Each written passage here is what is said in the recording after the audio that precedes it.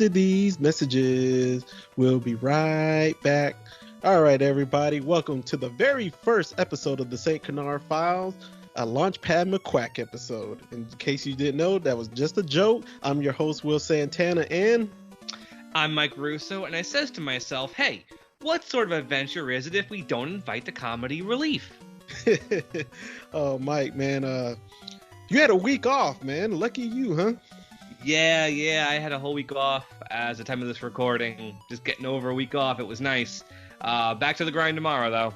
Oh, back to work, huh? Got to pay the bills, make some money, huh? Yep. Well, you know what? Mondays are great because new episodes of the show drop, so... Yeah, that's true. I got jury duty tomorrow. It's awful. Yeah, I mean, I get a day off from work, but, you know, I got to be in the government center, go through metal detectors, all that crap. Yeah, that's not really a day off. Yeah. All right, but hey, Mike, before we get into our subject, and I know we have an important villain to discuss today, and one of my favorite voice actresses is in this episode.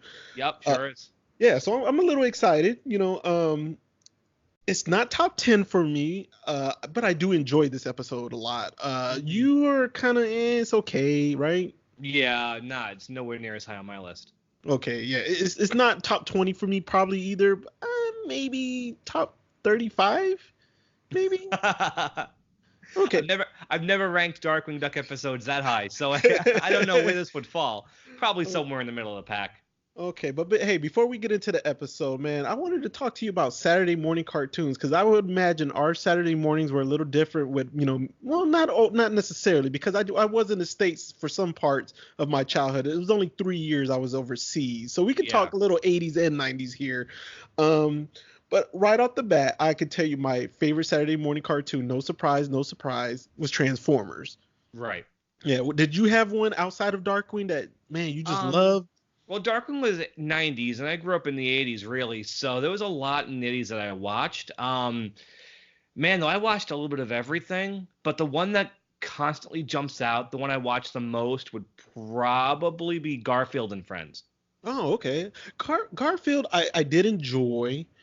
It wasn't top 10 for me. I definitely think more of He-Man, G.I. Joe, Thundercats. See, growing up, He-Man and Thundercats weren't Saturday morning cartoons. They aired on the weekdays, at least for me.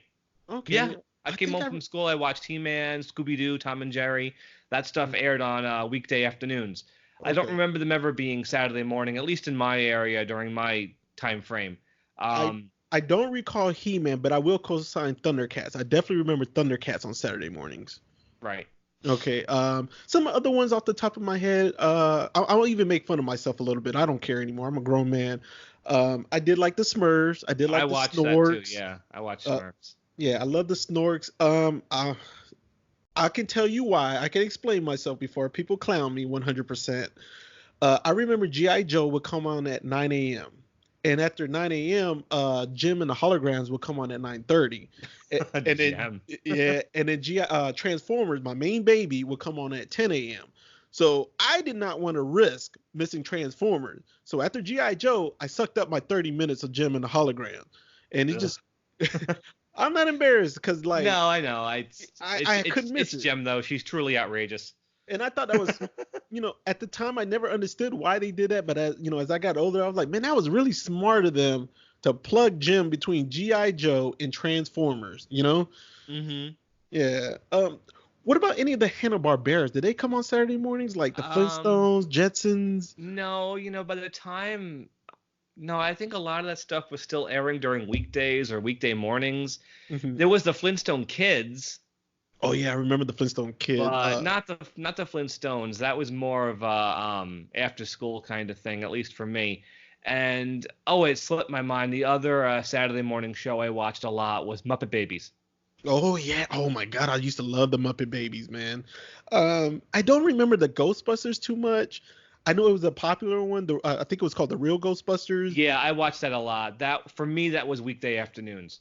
Ninja Turtles, I did watch, but I wasn't a faithful watcher. No, Ninja Turtles, I was a fanatic for. Ninja Turtles, I was insane for until Darkwing Duck showed up and kicked it out. That was I went at least 3 years in a row where Ninja Turtles was the most important thing in the world to me. Now, for me I'm gonna get off a little bit of the major, big, heavy hitters. There were some ones that I did watch. Wish Kid, um, Pro Stars, the Hammer one, I think it was called Hammer Time. Kid and Hammerman. Hammerman. Hammerman. Yeah, Yeah, I I, remember that show. I did watch Kid and Play. I remember they had a cartoon. Dennis the Menace. Uh, that's all I could think of. Oh, My Pet Monster was the one I used to watch faithfully back in the days. That wasn't a major one. Um, Beetlejuice. I don't know if that was major, but I think Beetlejuice came out like mid '90s. Was it the cartoon for Er- Beetlejuice? Early 90s, because it aired either right before or right after Darkwing Duck sometimes. Okay, now Beetlejuice, I don't recall seeing it when I was in Puerto Rico. I think I didn't see that one until I got back in the States in Fort Riley, Kansas. Hmm. I did enjoy it, but for some reason I never watched it faithfully. But every time it came on, I'm like, "Oh, Beetlejuice is on," and I always loved it. I don't know why I never got hooked though. Yeah, I watched it from time to time. Wasn't the best show. I think the opening was a lot better than the actual show. Um, it was fine though. Of course, there was Darkwing, there was Goof Troop. I watched Aladdin, but I watched Saturday morning cartoons well through the '90s, even when I was approaching my late teens. Hmm. Because I watched Kids WB as well. I watched Animaniacs, Pinky and the Brain, Freakazoid, all that stuff. Because by that time I was like 16, 17, but I was still watching all of it. I didn't care. Um, I didn't stop watching Saturday morning TV until about, I don't know, 1999, 2000, when Okay. Animaniacs finally ended and all the like the Pokemon shows were kind of taken over. Hmm. So that's kind of when I got out of it. By then I was about 20, so see how old I was while I was Yeah. still watching Saturday morning cartoons. But so I probably spent the first 20 years of my life watching things on Saturday morning. So I watched a ton of stuff. Okay. I think I stopped around 93-ish, 94-ish. Hmm.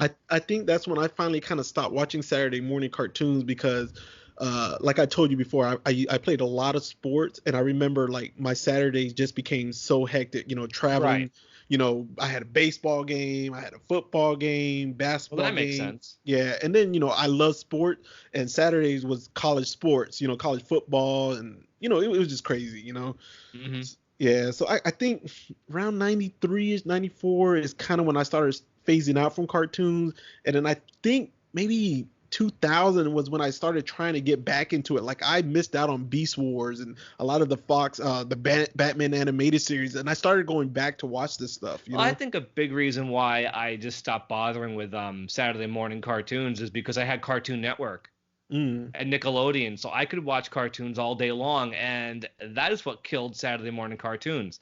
Why get up at 7 a.m. when you can just stay up and watch Cartoon Network all day? yeah, that's true. Which is exactly what I did. I was watching Dexter's Lab and Cow and Chicken and Johnny Bravo and Powerpuff Girls, Hmm. and you had that. You had Disney Channel, you had Nickelodeon, and all of that is what killed the Saturday morning cartoon stuff. Really, Yeah. you know.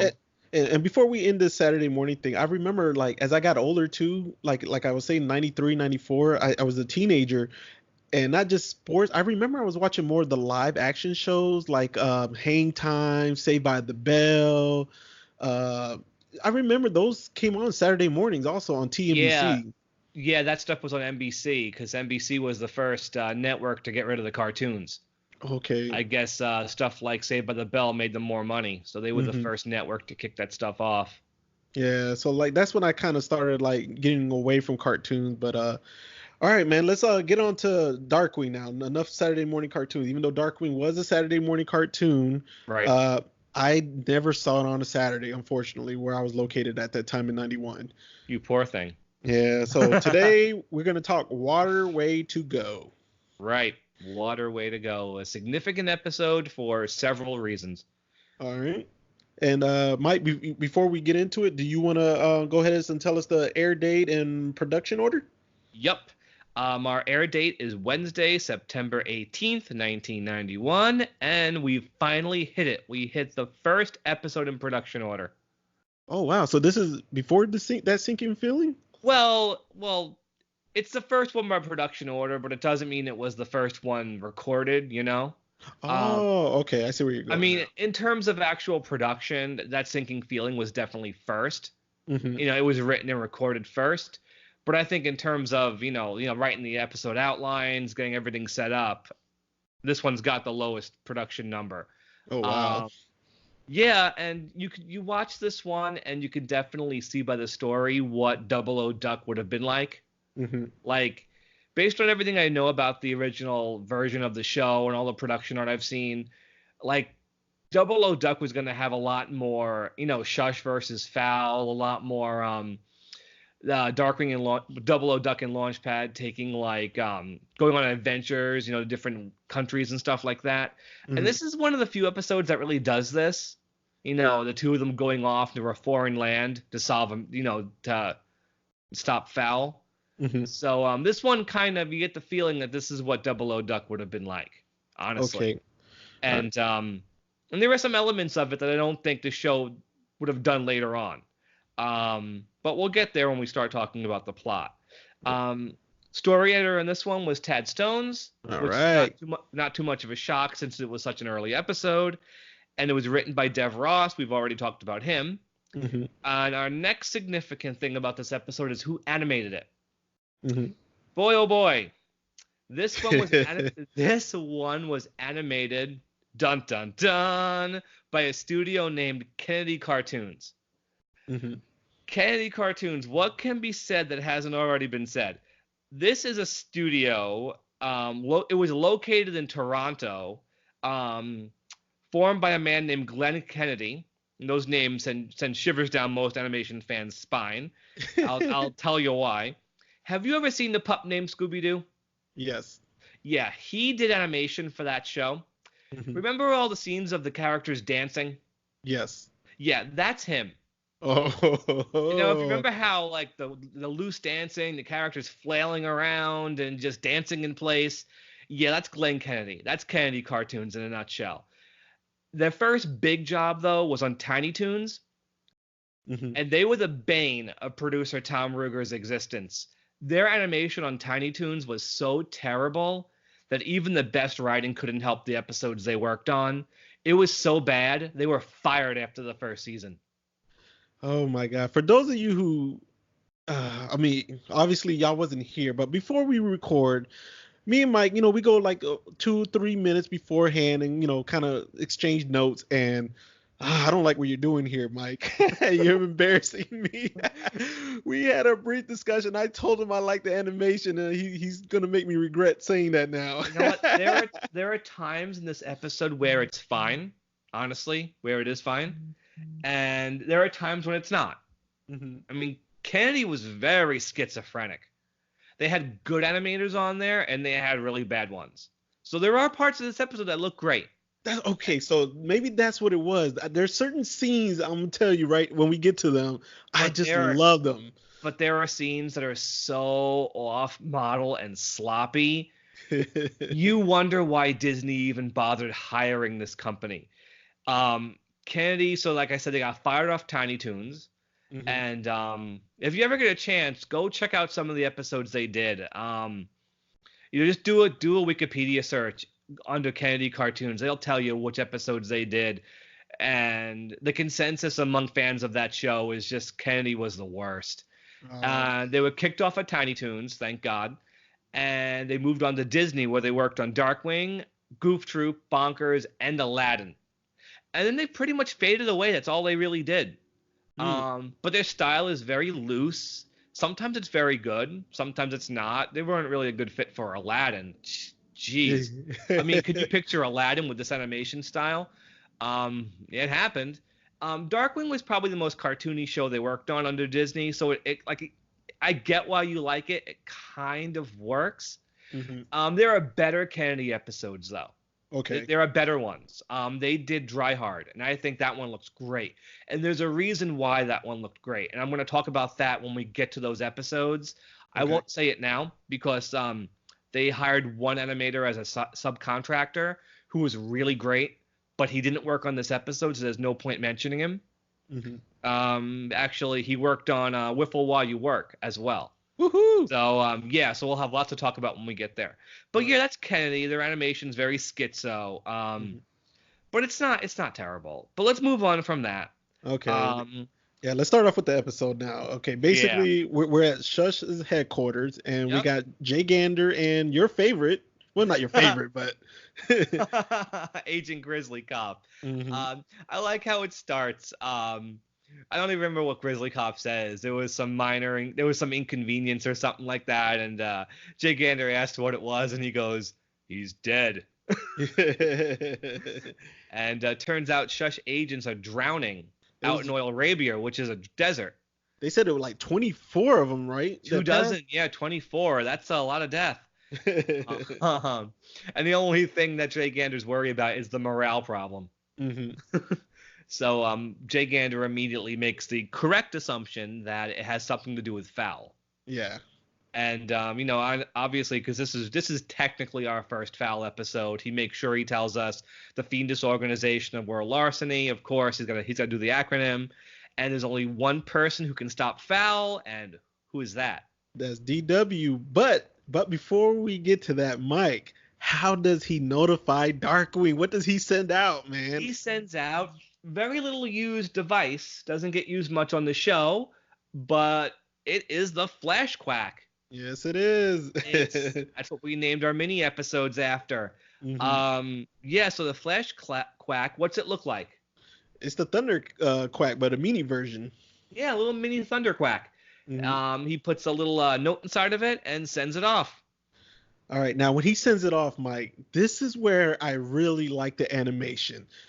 We got a daylight scene of the bridge, the hideout, Right. Darkwing's. Yeah, and that scene, I thought it looked amazing, man. Yeah, I was gonna point it out. The character animation itself in this scene Hmm. is fine, but what I love about this are the shadows and the lighting. Okay. Like, is that what you're going at? Yes, man. Yeah. I just thought it looked amazing, man. So I mean, as this we is like, go further, point out, make sure you give me some details where I should have paid attention where it went bad, because right now I was like, wow, you know. yeah, because this is like a 5-minute scene, basically Hmm. just Launchpad and Darkwing talking, but the entire scene has a shadows cast on the wall, which it's not the easiest thing to do to Hmm. animate, but it looks great. Honestly, it does. Because Yeah, there's no real background. It's just a spotlight on the characters. The rest of the background's all black, yeah. and all you see is the characters and their shadows, and it's really cool. Um, But what's and it's funny about this scene is Launchpad was playing tic tac toe by himself, wasn't he? by himself. Yeah, everything depends on your next move. Um, so Darkwing gets an entrance right away. Interesting. He says, "I am the terror who flaps in the night." Not that. Hmm.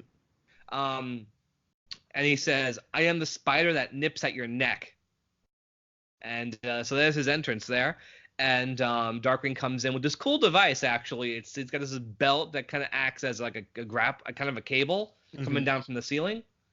And Launchpad presses the button. Darkwing smashes his head on the roof, and then Launchpad starts talking about how he wants to be a hero, Yeah, he which wants is to. Yeah, keep going. My bad. I didn't mean to cut you off. honestly, which is one of those things I don't think much later in the show Launchpad would really care about.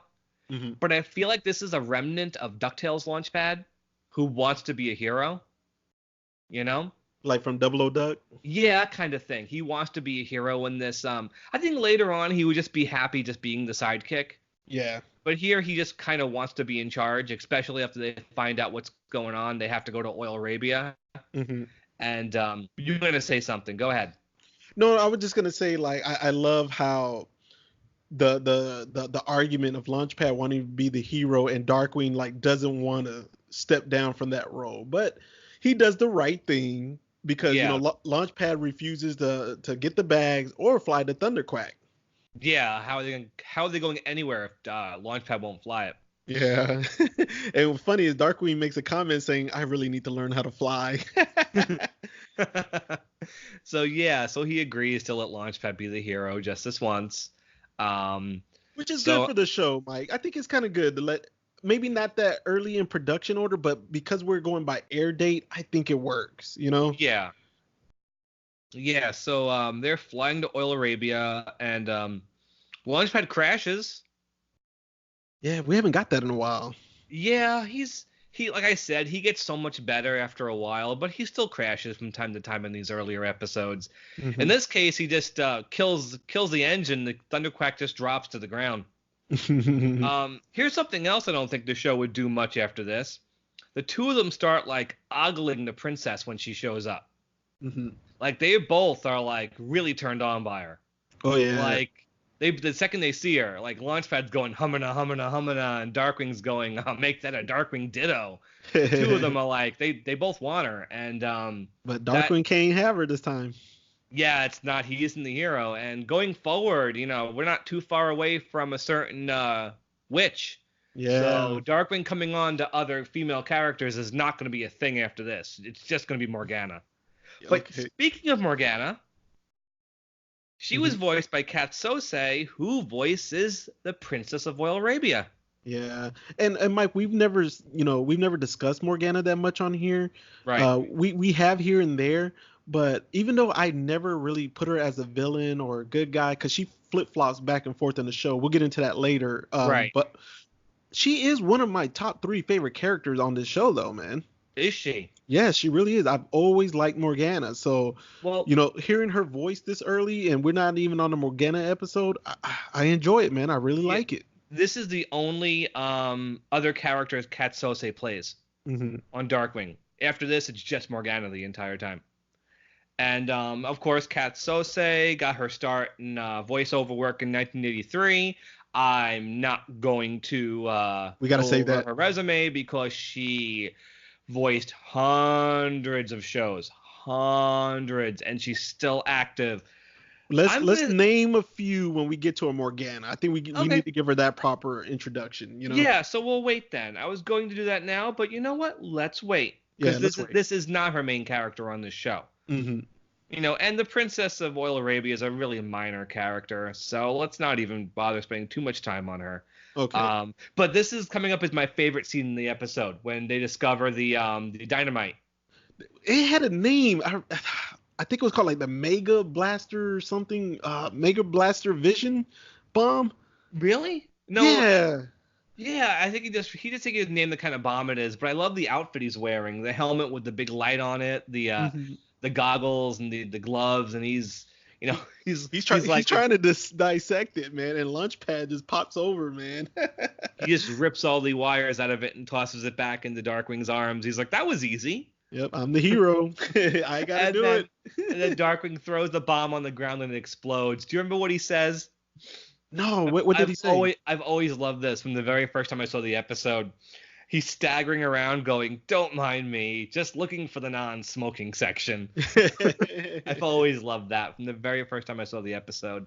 So then we go inside the palace and, Launchpad's getting all the attention and Darkwing's just seething. Oh, he's not liking it one bit. No, this is probably the most aggravated he ever gets at Launchpad. Oh, yeah, and the princess even insults him by calling him the sidekick.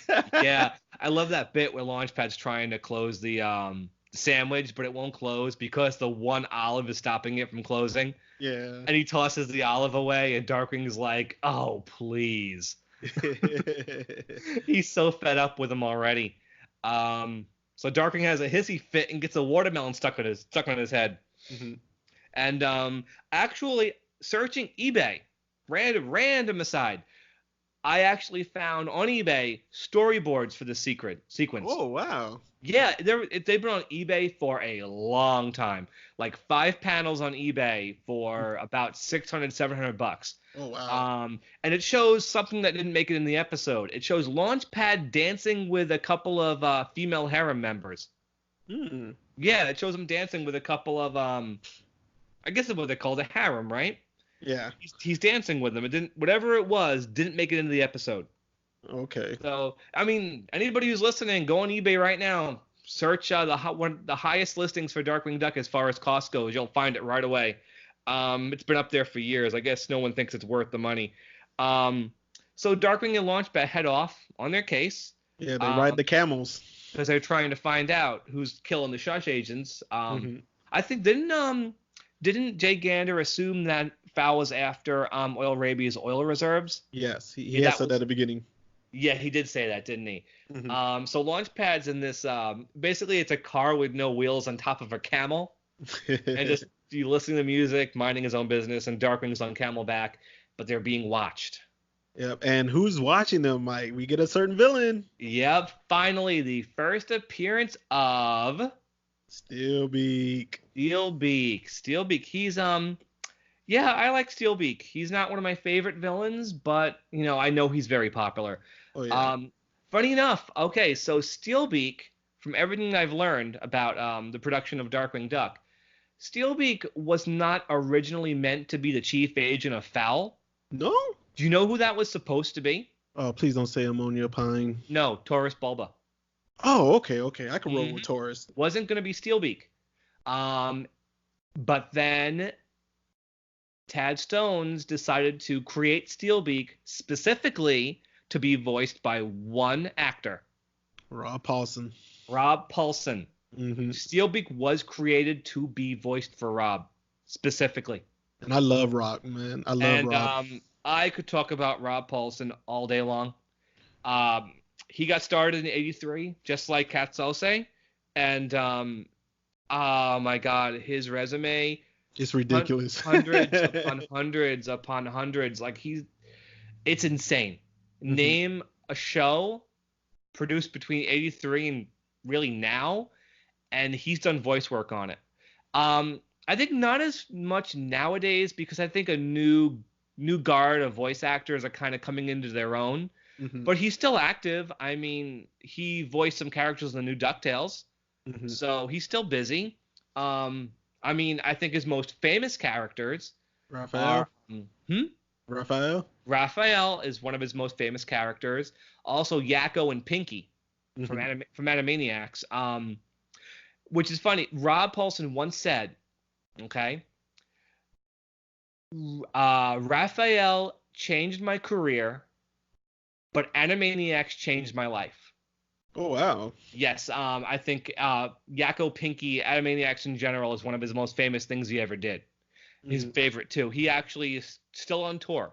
There's an Animaniacs live show that he does multiple times a year, and he goes up on stage. I've gone to one of his shows. He goes up on stage for about an hour or so and just sings the Animaniacs songs. Oh, okay. Yeah, him and one of the not the composer, the songwriter, Randy Rogel, who wrote all the songs for Animaniacs. He goes up on stage with him and just sings all the different Animaniacs songs. And so for Disney, Rob was Gusto Gummy from the Gummy Bears.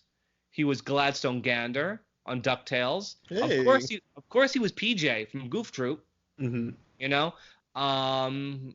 And he's just in so many shows, it's ridiculous. Like, he'd be here all day. And before he did Steelbeak, he voiced a character on Tiny Toons called Foulmouth, which was another rooster who had a cursing problem, funny enough. And the voice is pretty much a higher pitched Steelbeak. It's pretty much exactly what it is, with the same laugh and everything. Okay. So of course Tad wanted to make him a part of the show, and he created Steelbeak just for Rob. And as long as we're talking about Rob, his he wrote a book, just came out. Just came out. It's basically the book is called Voice Lessons: How a Couple of Ninja Turtles, Pinky, and an Animaniac Saved My Life. Did you know he just got over throat cancer? No, I did not know that. Yep, it laid him up a couple of years ago, and it looked bad because it's his throat. That's his livelihood and his career. Yeah. And he made a full recovery. Mm. Yeah, and good for him. Yeah. Thank God. Yeah, thank you. Yeah. Yeah. Yeah, it's because I was planning on seeing him 2 summers ago, and his shows were canceled, and I had no idea why. Canceled for at least 6 months, and I only found out later it was because of the throat cancer. Oh, wow. And he must have just beaten it and went right back to what he was doing. He's a legend. Like, my top 2 as far as voice actors, especially this era, are Jim and Rob. Okay. Like, right there, top 2. And Steelbeak is fun to listen to. Mm-hmm. I can listen to Steelbeak all day. Just the voice is great. And Rob is just relishing every single thing he says. Yeah, the only thing I'm going to say about Rob before you ended up about talking about him is I had a chance to meet him a couple of months ago up in Oh yeah. Atlanta. Yeah, he was at a convention up there. I really wanted to go, but I can't remember. I think my daughter had soccer practice or a soccer game or something, and Uh-huh. there was just no way I was gonna make it. And I'm about to put my buddy on blast. I don't even care. I have the Darkwing Duck board game, and I got like 3 autographs already on it. And Steelbeak is also on the cover of the board game. Mm-hmm. And I gave my buddy the board game to go get it autographed by Rob Paulsen. I even gave him the money, the marker, and everything for him to have it signed. He left. Well, he claims he left it, and he forgot to take it. Really upset me, man. But can't stay Well, mad at him. It was his money. It was his vacation. he So might get another chance. You never know. Rob is pretty connected with his fans. I know he runs his own podcast, so he's out there. okay. Maybe you'll see him again. I hope so. So yeah, that's Steelbeak. All right, yeah. Let's get back to the episode. Yeah, so yeah, I know. It's just so easy to get caught up talking about voice actors like Rob. He's just so legendary. Yeah. So Steelbeak sees Darkwing. Well, who's Steelbeak with? Who is Steelbeak with? Oh, his Eggman. Oh yeah, so Steelbeak has his Eggman. Goo Goo Gajoob, right? So yeah, he's got his little Eggmen who come in various sizes. So right now it's the medium-sized Eggman hanging out with him, and he has a weather control device. And he creates a sandstorm with it. Yes, he does. And Darkwing and Launchpad get blown away. Yep. And they end up in the middle of nowhere, or at least they think they're in the middle of nowhere. So there's a bit here. There's some animation here I don't like when they first see the battleships that Steelbeak's making. Where the animation on Launchpad is just so bad and so sloppy. Really? Like I could do better. It's like, but like I said, the animation's just totally bipolar. It's everywhere in this episode. There's some good spots, there's some bad spots, but again, that's Kennedy. So they see these battleships in the middle of the desert. Some of them are half built. They climb up to the top of one, and they see some more Eggmen. And cute touch. They're all wearing Donald Duck sailor hats. Did you notice that? Yeah, I definitely did notice that. But there was one thing, Mike, man. When they're climbing up the battleship and Darkwing notices the Eggman, and he notices, Fowl's all involved in this, or they found Fowl. He uses a term on here that he uses the word surmise. And him and Launchpad starts arguing over who gets to surmise what's going on. Right. And I remember when I first saw this episode, this is the Disney Afternoon episode, right? Right. Okay, so I probably saw this when it first aired on Disney Afternoon, and I remember like, Dad, what is surmise? What is that? I kind of felt like that was such a big word for a 10-year-old, Oh, it's Darkwing for you. He loves using big words. And it just really bothered me, like, because I couldn't ask my dad right away. I had to wait until it went into commercials. And then this commercial, I'm like, Dad, what is surmise? Why? Why are you asking me that? That's a big word. Well, Darkwing Duck said it, Dad. Yeah. And he was like, it's basically like when you assume something. And I was like, okay, that's good enough. I know what assume means. Nice. All right, but go ahead, Mike. Go ahead. My bad. So they try to be sneaky, but that doesn't work very long. They attract the attention of the Eggmen, who, again, such a liberal use of guns. The Eggmen just surround them and they open fire. I don't know how they survived that one. Because the Eggmen, they have they got machine guns or something. Yeah. And usually the Eggmen aren't armed that well, but in this one they are. So Darkwing and Launchpad fall off the battleship, get stuck in quicksand, get dragged underground. They wake up, they're all tied up, and Steelbeak shows up again. Yeah, and then this time he gives them a demo of the machine. Yep, I like Darkwing's line. He's like, "Nice to see you, Steelbeak. Means you're not behind my back." And it's clear here that this has got to be the first time Launchpad meets Steelbeak. Yeah. Just the way Launchpad talks to him and the way Steelbeak talks about Launchpad this has got to be the first time the two of them are meeting each other. Which again shows Darkwing and Steelbeak have a history together that predates Launchpad and Goslin and all that other stuff. Yeah, So I do like a Steelbeak line on this part was when Launchpad had told Steelbeak he's the hero this time, and Steelbeak said, "Yeah, good help is hard to find." Steelbeak has some great lines. He really does. And Yeah, so he says they plan to take over Oil Arabia, take over all the oil, and then the only way to get gas is to pull up to your friendly neighborhood foul service station. Service with a smile. Oh, by the way, I didn't mention I like Steelbeak's theme music. Oh, I forgot I did not put that in my notes, man. Because not every character gets theme music, but like Megavolt does, Bushroot does, and of course Steelbeak does. And I like how like just it's all jazzy and like it's great. Uh-huh. I love Steelbeak's theme music. And yeah, so Darkwing thinks it's hilarious. He's like, "What are you gonna do? Wait for rain?" And Steelbeak can make his own with this machine he's got. He puts a little rain cloud over Darkwing's head. Yeah, just only over Darkwing. That's it. Only over Darkwing, and then he throws him in a jail cell. You know, and so this is one of the first times Darkwing makes a mention of like people who had taught him when he was a little boy. He mentions Tibetan yogis. I don't know. I feel like a lot of Darkwing stories about things that happened to him when he was a kid are BS, honestly. Because he's always like, oh, I was taught this by a conscientious contortionist. I was taught this by Tibetan yogis. I was taught this by, you know, blah, blah, blah. Every few episodes he does that. And I don't know. I think he's making half this stuff up. He actually tries to mesmerize the guard. But all he does is what happens? The storm cloud electrocutes him. Yeah, and it opens up the prison. Yeah, or I could just use lightning. So the two of them escape. They see the two really big beefy foul Eggmen standing there. Yeah, the swole ones, the bodybuilder ones. Really big ones. Yeah, these guys are bigger than Launchpad even is. Which, by the way, I'll mention this. I was doing some searching around Google, and I found a whole bunch of Darkwing Duck model sheets, including the Eggmen. So as this episode goes up, I'll put those up on the Facebook group so everybody can see them.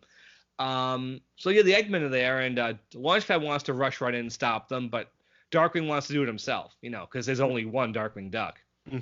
So he shoots his cloud of smoke, and another Darkwing entrance line. I am the little mouse that eats your cheese. But this is great. I love this. He's walking through this smoke cloud with his fingers up in the air. All you see is his arm. And I am Darkwing, and then the two Eggmen just knock him through the pow, punch him right through the cloud back into the wall. It's so great. The timing and the sound effect is just. I love it when he gets bashed by something right before he says duck. It happens a lot. It's always funny when it does. And so they run into Steelbeak. Unfortunately, Steelbeak's there waiting for them. And what happens then? Darkwing gets the machine. He does, and does he know how to use it? He has no clue. Yeah, so he overloads it, and it starts to malfunction. It starts to flood the cave, and this is another piece of animation I like. I definitely like it. Me too. Steelbeak grabs the machine. You know where I'm going with this? Yeah. And it electrocutes him. And his face popped back out of his shirt all like crispy. It's great. Like it's a funny piece of animation. The drawing of a fried Steelbeak is great, and the sounds that Rob's making as he's getting electrocuted are great too. So because everything's flooding, all of the incomplete battleships are like capsizing. Yeah. So all Steelbeak has is the one. Yeah, and Darkwing and Launchpad have to get out of the cave, and they end up surfing. Yeah, they're out. Darkwing almost drowns. Launchpad saves him. And he's happy Launchpad saved his life. And Launchpad crashes though. Crashes to the palace. But they get to the palace. That's where they have to be because the princess she's in danger of drowning. They have to save her. Yep. So they save her in a big bathtub. But and Steelbeak he gave them a 10-minute warning, didn't he? Yes, 10-minute warning. He even pulls out a sand timer because he's going to turn the weather machine back at him because he's got it under control now. Yeah. But so Darkwing gets an idea. Gets an idea. If Steelbeak wants oil, he's getting oil. And so they strap oil barrels to the Thunderquack. And I found something else when I was searching Google. I found a model sheet of the Thunderquack with the barrels of oil stuck to it. Oh, wow. Yeah, whenever they have to do something like that, Hmm. they need a model sheet for everything. Props, vehicles, different outfits the characters wear, because the animators have to know how to draw it. Hmm. And I found this. It's a really nice model sheet of the Thunderquack. And it shows up in the episode in literally one shot. They Hmm. have to design this thing, even though they're only going to use it for one shot. So they squirt oil all over Steelbeak, get him completely soaked, Yeah. and Steelbeak goes to turn on the machine, and he drops it into the water. Yeah. And then the princess orders her guardsmen to would turn on their fans and move the Right. cloud. Moves the cloud, and the whole ship gets hit by lightning. Hmm. And that's the end of Steelbeak. And in the end, he's just crying. I hate that guy. I Yeah. really, really hate him. Oh, But well. I really like the part though after that when it goes back to Darkwing and Launchpad and Darkwing finally respects him, you know? Hmm. Yeah, he does, which is Yeah. great. Launchpad's ready to just say, listen, Darkwing was the hero. But no, Darkwing's doing the right thing. Yeah. He, And he accepted his role as the sidekick with dignity, you know, he really did at the end, you know? he did, but then he goes, from now on, we're 100% equal or brothers at arms. But then get the bags. Yeah, get the bags. It's like, yeah, on the outside, it's like, yeah, we're equal, but yeah, really, no. Sorry, Launchpad. It's my show. I'm Darkwing Duck. That's not happening again. Get the bags, Okay. basically, because this never happens again. Yeah. And I think Launchpad's fine about that going forward. I don't think he'd ever ask to be the hero again. He's cool with it. All right, Mike. So we talked about this episode. Water way to go. Yeah, water way to go. How many gas gun canisters are you gonna give it? I'm gonna give it 3. Oh, okay. Yes, I don't want to be too hard on it. It's the first episode, honestly. At least by production order. It's regardless. It's an early one. It's got Steelbeak in it. It's the very first Steelbeak episode. It does things other episodes don't do, at least with like the plot of Launchpad wanting to be the hero. Mm-hmm. I'm not going to be hard on it. 3 is fine. The animation's all over the place, but when it's good, it's fine, honestly. There are worse Kennedy episodes. So, yeah, 3. 3 is good. I was gonna give it a 3 also. I like this episode because we get to see Launchpad finally step up. Darkwing's still the main character, but I feel like Launchpad had a bigger role in this episode. Which is really good because there aren't really Darkwing episodes where Launchpad is the focus. Yeah, usually he's not. Like you said, we got Steelbeak, we got Foul, we got Shush. Even though Shush is barely mentioned and only shown at the very beginning, we got the Flashquack. The first time we get to see the Flashquack. We get to see the Eggman for the first time. Yep. And these Eggmen are way better than how the show progresses. We got Kath, on here, Steelbeak. It's a lot of intro, a lot of stuff was going on. So I like this episode, man. No Gosling, you know what? No Honker. You're right about the Eggmen too. They're actual threats in this one because they're armed. Yeah. Later episodes they're just there. They don't really have much to do because they just have to be there. So yeah, actually, good point. Good point about the Eggmen. Yeah, because to me they become the Foot Clan and Ninja Turtles. They're just there to get beat up. They have their moments. Yeah. They do have their moments, but you really can't overshadow Steelbeak. Mm-hmm. Yeah. So I'm gonna give it 3. Let's go to the villain. How many gas gun canisters are you gonna give our villain? I'm gonna give Steelbeak 3 gas gun canisters. I can't rate him as high as the supervillains because while I like Steelbeak's design and I think Rob Paulsen's fantastic in the role, I don't feel like Steelbeak ever grew as a villain. Like the Steelbeak we see here is pretty much the Steelbeak we're gonna get in every episode. Like there's nothing much really to him except for that great voice, honestly. And you'll notice as we go forward, we get a whole bunch of Steelbeak really early on, and then he disappears. Okay. In the same way Shush does. And I feel like they could have done so much with Steelbeak, but they didn't really. He never evolves like Quackerjack and Megavolt do. So I can't really give him more than 3. Yeah. And he's in some episodes that are kind of you know. So yeah, 3. I'll give him 3. Okay, I was gonna give him 3.5. I'm gonna stick with that 3.5. Right. I like Steelbeak. He's good. He's solid. Like you said though, he's not one of the super villains, so you can't go too high with him. But on his episodes, he's good. I don't want to call him a filler either. He's not a filler villain either, in my opinion. But like you made one very strong point. He kind of deteriorates, Yeah. And there's not they don't add much to him, but for the meantime, I do like him though. And maybe it's Rob Paulsen. I don't know. A lot of it for me is Rob, and he's never the focus. Mm-hmm. There's no episode with Steelbeak in it where he is the actual focus of the episode the way Megavolt or Quackerjack is. He has a habit of showing up late in the episodes. There's one episode where he doesn't show up until like the end of the middle act even. Mm-hmm. A lot of times he shows up super late. He is never like a standout. It's never his show. Like you can watch episodes and say, yeah, this is Negaduck's show or this is Megavolt's show entirely. You never get that with Steelbeak, because I think it shows the limitation of Fowl. It's like there's only so much you can do with Fowl, Mm-hmm. And you're right. You said deteriorate. That's a good word. I didn't think of that word, but that works for me. Okay. That's a good phrasing there, honestly. All right. So, but Mike, but you know what? He's popular. He is popular. He has his fans. He's coming back on DuckTales. Yeah. Well, I mean, we didn't knock him at all, No, not at all. He just is not as strong. Yeah.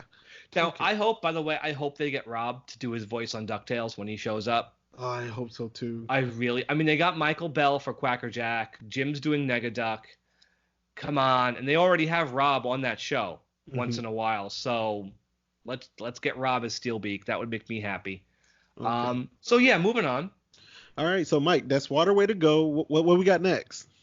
Next up is our first time travel episode. Not just first time travel episode, our first episode without Launchpad. Mm-hmm.